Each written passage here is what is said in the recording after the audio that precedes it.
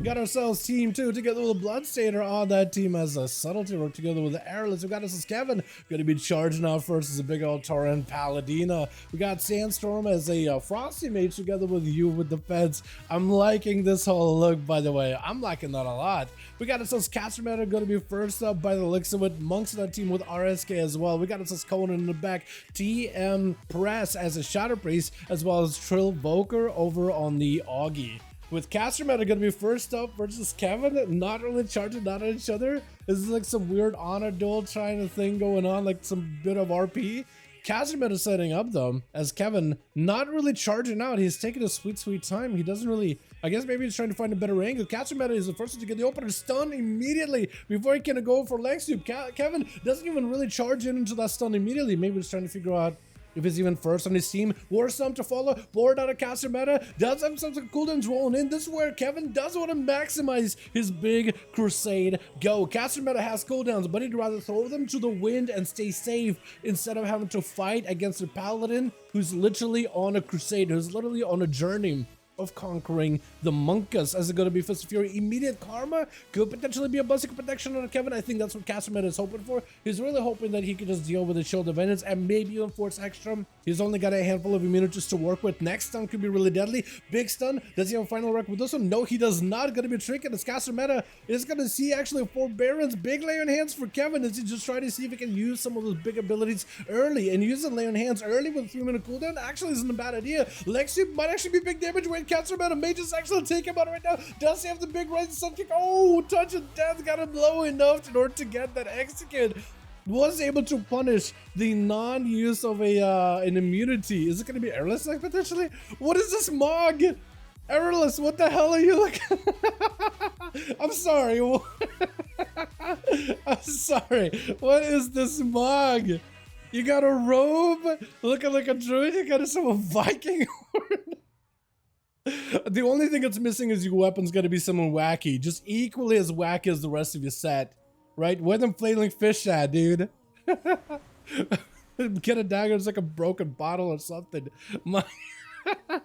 That is so good. As Bloodstainer is going to be up next, trying to see if he can blast out Caster. May not be in a great spot, does not have a cover for a while, needs something right now in order to live. The monk, the rogue does end up leg sweeping with a trinket in cap though to stop him in place as Caster looking for a bit of recovery. Alicia is trying to keep the rogue in combat as best possible, trying not to let him catch a reset. Big leg sweep to follow. Zoan right after, big damage to follow. Fist of Fury to lock him out. Touch of death. Wait a second, no. Oh my god, the cheat death. I was called the touch of death, but it actually was a cheat death rather than a touch of death. My goodness. And Airless, the man with the beautiful mock. Wait, you got a bone axe. Okay, that makes it even better. The bone axe makes it even better. I'm a fan now. I'm a fan. This is gonna be big secret technique. Massive shadow strikes. Castermatter cannot even. Oh, what is that eviscerate? The man's cell is absolutely just blowing up right now. Quick end cap, but it's not gonna be able to hold Airless. What is that? Sap too. You just got out of combat within like nanosecond there and sapped him immediately. They managed to CC the entire time. That ring ain't doing nothing for you. Does get himself a big port. Airless is gonna have to use mobility to catch up. Caster does not have a trinket at the moment. Is it a secret technique? Just big eviscerates. Just fat eviscerates trinket just to make sure he can get him going into a Cloak of Shadows, denying any potential karmas or anything. Or maybe using Cloak of Shadows just as a evasion. He's most likely has the Cloak of Shadows with a Veil of Shadows that not only removes physical debuffs like karma, bleeds, stuns, but also gives you dodge. So maybe just trying to use it like an evasion preemptively before like a potential leg soup or something. RSK is going to be up next, getting hit with the stuns back to back. Airless goes for a bit of a reset really quickly. Got himself 2 vanishes, blind available, no trinket for a while. So Airless is going to play it a little bit with fire right now, especially with these monks that have quite a bit of damage attached to them. And that's going to be Gouge, potentially stun off of this one. Dance, in cap instead, leg sweep. Airless does not really have an out for this one, just has to live and hope that cheat death actually does work. Kid shot before the Fist of Furies can really get any more Furies than the word. It's going to be big damage on RSK. Vanish to follow, does get booped out in the open. It's going to go for a Shadow Strike immediately. Could have maybe actually stayed in stealth. It's going to be a second Vanish burning through all of those defenses very, very quickly. And RSK kind of out in the open, does have a port to reposition in a good spot. See the miss available, able to recover a lot of health, and Airless is kind of skulking over to him. Big board, a sap out in the open. Does Airless have a go? Because that is a trinket still on RSK, so maybe you could trade a trinket for a blind. Kidney shot, most likely a trinket. Is it going to be big enough? RSK may just have to trinket this. Cheap shot, trinkets, karma to follow. Does he go blind potentially? Blind to follow. That's going to be RSK as he try to get himself a little bit of that Thunder Fist. Blind does not last long enough. Smoke bomb does give you, oh my god, the quick reset. Sap to follow. Errorless trying to see if he can get himself Shadow Strike right after. Doesn't have a lot of help to work with. Kidney shot. Kidney shot was very DR. Evasion does let you survive the leg sweep though. And trying to stay aggressive. He made a little bit of a mistake stunning a little early. That is a DR. But now he's trying to see if he can maybe play off of it. Cloaker shot is coming back up very soon. So maybe you could use that in a bit. Gouge just to give himself a bit of a breather. Next kidney shot could be good as long as you don't have any DRs to worry about. Cheap shot. Never mind, not even a kidney shot. Trying to make this eviscerates work. Spore Cloak, is it going to be enough? Cloaker Shot is preemptively ahead of time. Is it going to be RSK? Try to see if he can maybe get a setup. Shot step by the Rogue at no help whatsoever. Conan leaping in. This is where the Rogue tried to go for a bit of recovery. Conan is just zooming all over the place. Gouged by the Rogue, walking by him. Quick Xerxes, but doesn't quite pick up on the Rogue as quickly. He isn't able to lock him down, and does give Airless an opportunity to get himself finally a breather into immediate kidney shot onto Conan. Airless got no health. Trinket available is going to be disarmer after big damage out of Conan. Airless hoping to back up on the charge, goes for the disarm. Fear to follow, still holding on to a cheat death. It needs a little bit more health. Gouge, no Zerker Rage for this one. Try to see if he can escape behind the pillar. Gives him just enough time to double back. No slows by the warrior, no hamstring, no nothing. Is going to give Rogue quite a bit of mobility. Trying to see if he can get himself reset. Sap, does he have Zerkers for this one? Zerker's Whirlwind would have been amazing. Battle Masters? Wait, did Airless just come out of stealth? Battle Masters catch a reset? I feel like Conan should be able to like turn around and start hitting him. My goodness, Shadow Strike immediately doesn't even get himself much of a reset. Evasion available in case he wants to. Kidney shot, holding on to evasion for later. Trying to see if he can maybe chip away into Conan's health. He does need to kind of stay aggressive with the warrior. If you want to make sure to deny that second one as best possible. Evasion to cover your escape, but also to let you stay offensive. Looks like he's mostly focusing on escaping away from Conan. As long as you have him dotted up with maybe a rupture. No, just Shadow Strikes are gonna do it. You don't even need a rupture if you're just gonna get back in there. I think was able to dodge a lot of that Odin's Fury attack. Cloaker Shadows to follow, Cody shot right after into a full Kyrian. I think he just might have him. I think it's just over. Does get a cheap shot at the end. Eviscerates, just trying to see if he can rip those Eviscerates into the guy back to back with TM press, trying to see if he can deny Airless a reset behind the pillar. Shadow Crash around the corner. Does I think get hit by it. Yes, there goes the avoid eruption. So he's going to take a bit of damage from it. Steel can maybe catch up and get himself a proper reset here. Stun around the corner. Does have a trinket. Gouge is going to force a trinket out of TM press, but doesn't really follow up anything afterwards. He's able to at least catch up to Airless with advantage as the side feed comes out. At least got himself a bit of a reset. Is he got dodge still? Shadow Crash?